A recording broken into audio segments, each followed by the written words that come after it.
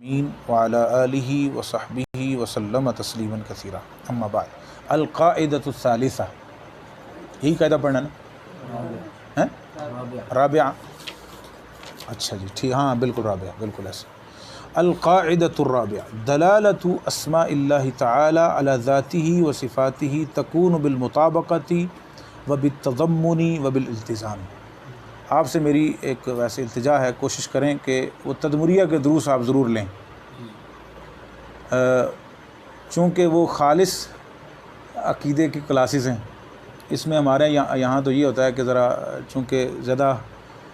چونکہ عنوان جو ہے وہ علم الجرح و تعدیل، اس پر کلام کرنا ہوتا ہے، تو اللہ ہمیں یہاں جلدی لے آئے تو پھر تو اس کو مستقل حیثیت دیں گے اور کریں گے، لیکن چونکہ وہ میں نے کوشش کی ہے کہ کچھ قواعد اور یہ ساری، اور وہ کتاب بہت اہم ہے، آپ اس کتاب کو ضرور سنیں، آپ کو فائدہ ہوگا۔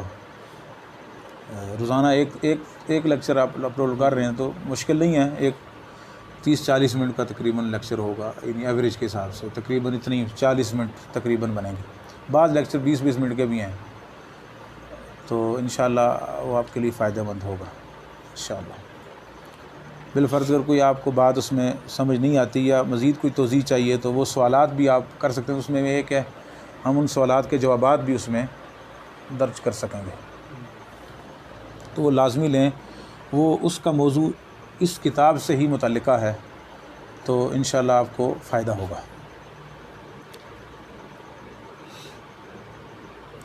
دلالت اسماء اللہ تعالی علی ذاتہ و صفاتہ تکون بالمطابقۃ و بالتضمن و بالالتزام۔ یاد رکھیں کہ دلالت 3 طرح کی ہوتی ہے، دلالت مطابقی، دلالت تضمنی اور دلالت التزامی۔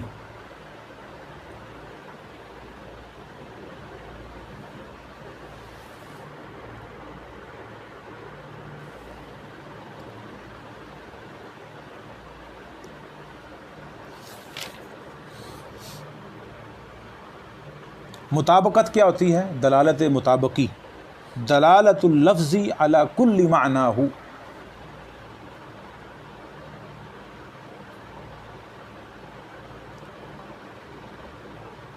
لفظ کی دلالت اس کے مکمل معنی پر ہو۔ مثلا آپ بولتے ہیں البیت، یا مثلا یہ مسجد ہے المسجد، تو مسجد بول کر پوری بلڈنگ، اس میں جو کچھ ہے اس پر دلالت پوری کی پوری آنا، یہ دلالت مطابقی ہے۔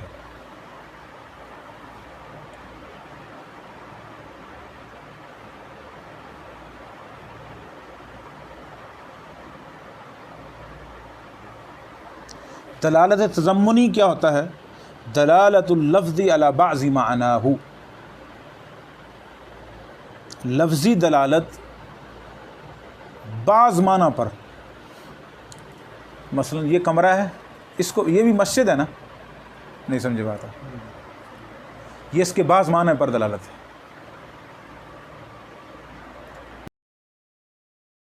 اس کو بھی مسجد کہتے ہیں۔ وضو کی جگہ کو، یار میں مسجد سے ہو کر آیا، کیا مطلب؟ بے شک وہیں سے وضو کر کے باہر چلا جائے، وہ پوری مسجد میں نہیں گھوما، سمجھ رہے بات؟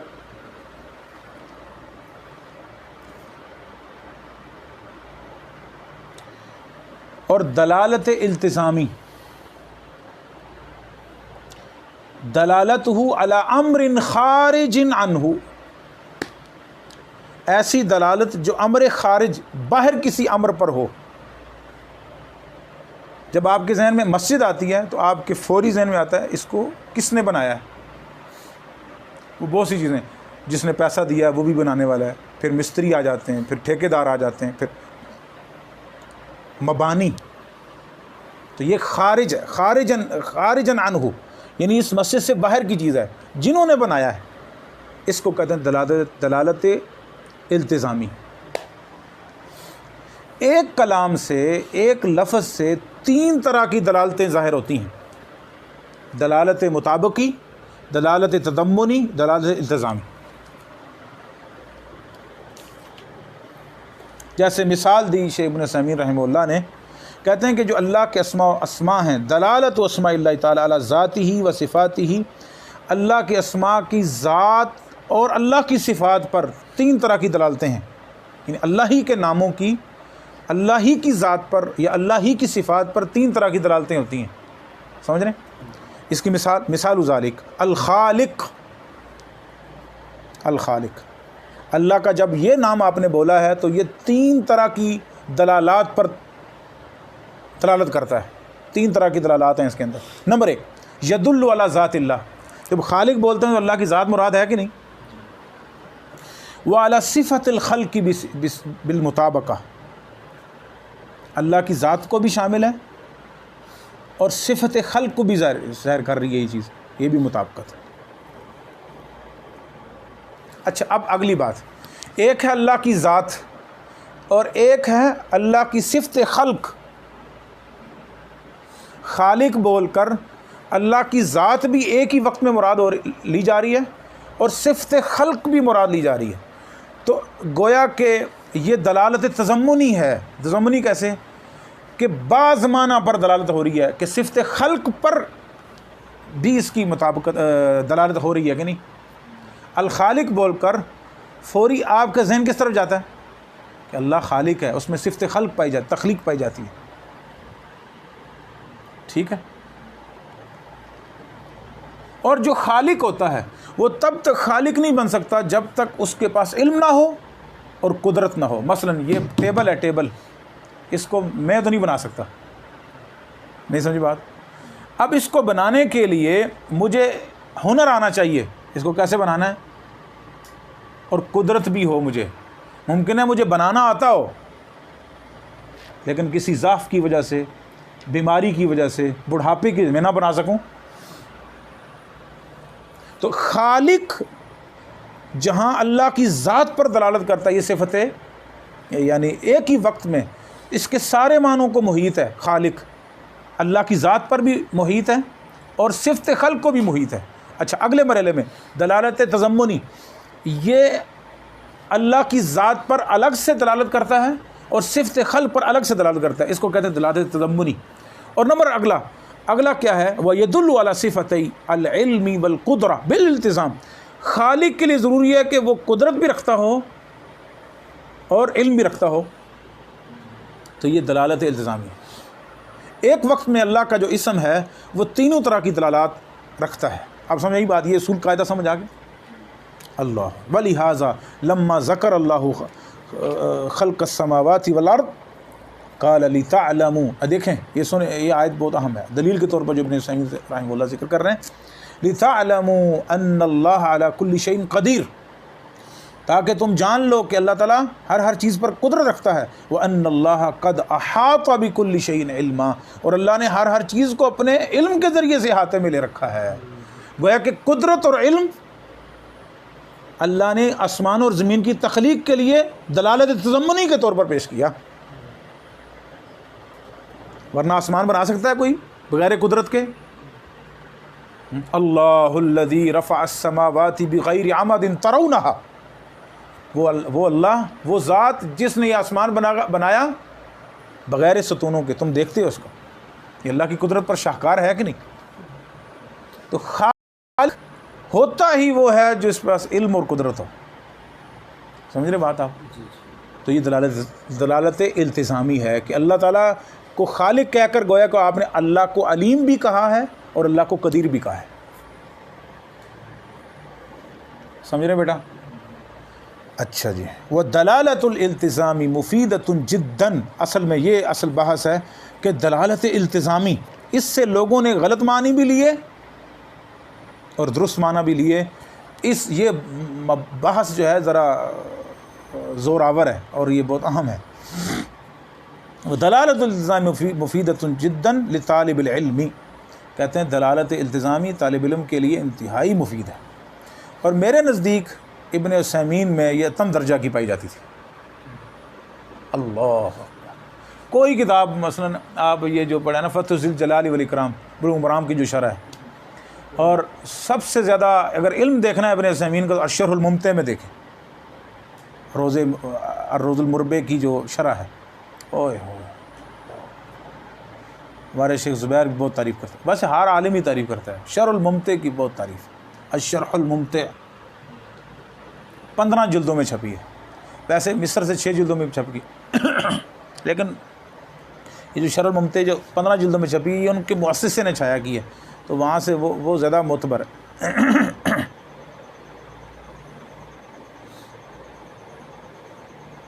دلالت التزامی، ایک ایک آیت سے ایک ایک حدیث سے ڈھیروں مسائل اخذ کر دیں۔ شیخ سلیمان علوان کی کتاب ہے، اس کو میں پڑھ رہا تھا تو ایک حدیث سے غالباً 100 مسائل اخذ کیے۔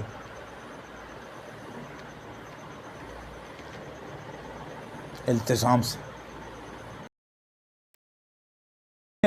انضباط ہے اس کے اندر، کوئی ایسے نہیں کہ وسعت ہو ہر چیز ہی بس ثابت کرتے چلے جاؤ، یہ بھی ثابت ہوتا ہے، یہ نہ ہو کہ اس کی طرح یہ ثابت ہو جائے۔ وہ ایک بندہ لطیفہ ہی ہے نا، ایک بندہ اکیلے نماز پڑھتا تھا، روز جماعت کے بعد آتا تھا، اکیلے نماز پڑھتا تھا۔ اس کو کسی نے پوچھا بھائی تم اکیلے نماز پڑھتے ہو جماعت سے کیوں؟ کہا قرآن میں لکھا ہوا ہے۔ کہا کیسے قرآن میں؟ کہا ان الصلاۃ تنہا۔ تو یہ لطیف تو یہ لطائف صرف سمجھنے کے لیے، مقصد کہنے کا یہ ہے کہ ایسے ہی التزام نہ لیے پھریں بندہ، کوئی انضباط ہوتا ہے، ایسا تھوڑی ہے کہ جو بس جیسے مرضی اس کو اخذ کرتا چلا جائے۔ یہ چلو لطیفہ ہو گیا، ویسے اصل علمی بات بھی۔ ابن حزم رحمۃ اللہ علیہ نے کہا کہ وہ ہے نا روایت میں لا یبول احدکم فی الماء الدائم الذی لا یجری ثم یغتسل فیہ، کہا کہ اس حدیث سے ثابت ہوتا ہے کہ کھڑے پانی کے اندر پیشاب نہیں کرنا۔ ابن حزم کہتے ہیں کہ اگر باہر کوئی کر کے کسی برتن میں پھر پھینک دیتا ہے تو کوئی بات نہیں۔ نہیں نا، یہ بات کیا ہے، یہ کیا بات ہے؟ ان کے نزدیک یہ امر تعبدی ہے، گو کہ امر تعبدی ہے۔ کہتے ہیں کہ یہ ایک ہوتا ہے امر تعبدی کا کیا مطلب ہے، جیسے کہا گیا ویسے کیا جائے بس، آگے تو اب وہاں منع ہے نا، باہر کر کے کرنا پیشاب تو منع نہیں نا، یہی تو ظاہریت ہے، یہی تو ابن حزم پر پھر جو ظاہریت کا لگا معاملہ وہ اسی وجہ سے۔ اہل سنت ظاہری نہیں ہوتا، اہل سنت سلفی ہوتا ہے۔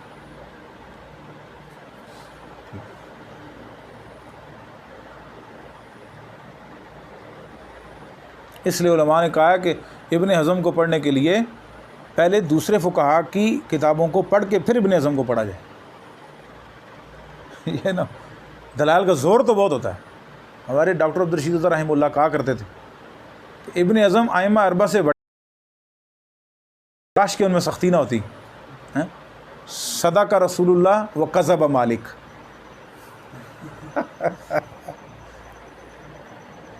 سمجھ آئی بات؟ زابی نے لکھا ہے ابن حزم کے ترجمے میں سیر میں کہ جیسے ابن حزم نے دوسروں کے ساتھ کیا، پھر لوگوں نے بھی ابن حزم کے ساتھ ویسے ہی کیا، کتابیں جلا دیں، آگ لگا دی ابن حزم کی کتابوں۔ تو جب لگائی تو انہوں نے کہا تم نے کتابوں کو آگ لگائی تو علم تو میرا سینے میں کا مسئلہ ہے۔ محلہ کیا بات، المحلہ بالآثار، وہ عز بن عبد السلام نے بھی یہ بات کی نا، کس کے ترجمے میں؟ ہاں ابن حزم ہی کے ترجمے میں۔ سیر میں پڑھ کر آپ نے آنا جی کہ 4 کتابوں کا زابی نے کہا کہ جو اس کو پڑھ لیتا ہے فَأَدْمَنَ الْمُطَالِعَةَ فِيهَا فَهُوَ عَالِمُ حَقًّا، جو 4 کتابیں پڑھ لیتا ہے اور اس پر ادمن المطالعہ فیہا، یعنی ان کو بار بار ادمان مطالعہ کرتا ہے، بار بار دیکھتا ہے ان کتابوں کو، تو وہ عالم حق ہے، وہ حقیقی عالم۔ وہ 4 کتابیں کون سی ہیں اگلے درس میں نے آپ سے پوچھنی ہے۔ زابی نے تعلیق بھی چڑھائی ہے نا اس پہ۔ ہاں یہ تو آسان سا ڈھونڈ ترجمہ دیکھیں گے نا سیر میں آپ، تو اس بہانے ابن حزم کا ترجمہ بھی پڑھ لیں گے۔ ٹھیک ہے جی، یہ ان سے ڈھونڈوانا ہے جی، آپ نے تلاش کروانا ہے ان سے، خود نہیں کرنا، ان کے ساتھ لگنا ہے آپ نے، ڈھونڈیں گے۔ یہ کیا نام ہے آپ کا؟ ہیں عثمان، ہاں جی عثمان ڈھونڈیں گے جی انشاءاللہ۔ تعاون کروائیں نا آپ ان کے ساتھ، یہ بھی ہلیں جلیں نا، بڑی دور سے آئے ہیں ماشاءاللہ۔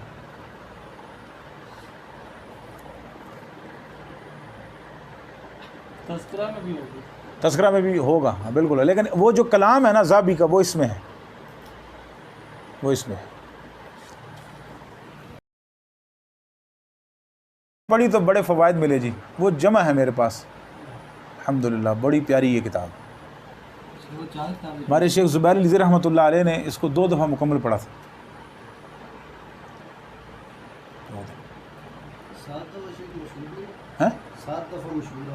وہ تنکیل 7 دفعہ پڑھی، 8 دفعہ تنکیل۔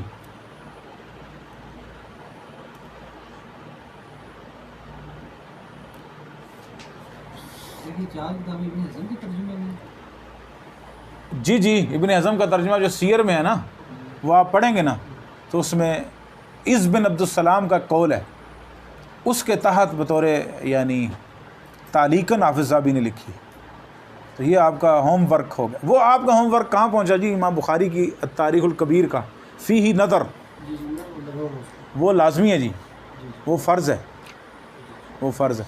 اور وہ آپ کا جو دوسرا، وہ انشاءاللہ میں ایک آدھ دن میں دیکھوں گا جس کو، وہ جو تنکیل سے جو آپ نے شاہد اور راوی کے جو انشاءاللہ روایتی حدیث کا مطالعہ، الحمدللہ۔ ہاں جی، وہ تو 5 ہی نکات تھے، 5 ہی تھے۔ اچھا جی، دلالت الالتزام مفیدۃ جدا لطالب العلم اذا تدبر المعنى ووفقہ اللہ تعالی فہما للتلازم، جب وہ معنی پر تدبر کرے اور اللہ تعالیٰ اس کو اس کی توفیق دے دے اور تلازم کی توفیق ہو جائے اس کو، یعنی یہ فہم حاصل ہو جائے، فإنہ بذلک یحصل من الدلیل الواحد علی مسائل کثیرہ، اگر اس کو اللہ تعالیٰ یہ صلاحیت دے دے اور دلالت التزامی اس کو حاصل، یعنی اس کا فہم اس کو حاصل ہو جائے، فہم ثاقب جس کو کہتے ہیں، تو ایک ایک نص سے کئی مسائل اخذ کر سکتا ہے۔ اور اس کی بہترین مثال اگر آپ مشاہدہ کرنا چاہتے ہیں تو خود ابن عثیمین رحمہ اللہ، اس پر کلام انشاءاللہ اگلے درس میں کریں گے جی۔ سبحانک اللہم و بحمدک، اشہد ان لا الہ الا انت